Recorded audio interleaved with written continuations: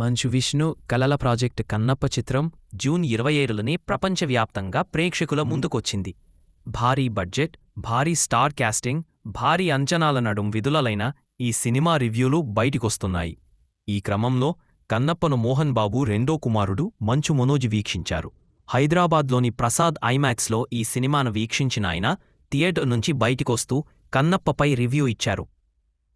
మరి కన్నప్ప సినిమాపై మనోజ్ ఎలాంటి రివ్యూ ఇచ్చారో చూస్తే, టాలీవుడ్లోని పెద్ద కుటుంబాల్లో ఒకటైన మంచు ఫ్యామిలీ గత కొద్ది నెలలుగా వివాదాలతో సతమతమవుతున్న సంగతి తెలియది.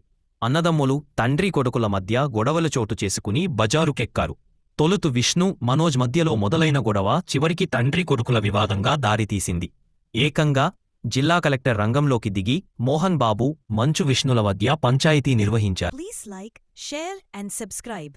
పూర్తి వార్తలు కోసం కింద ఉన్న లింక్ని ప్రెస్ చేసి వినండి.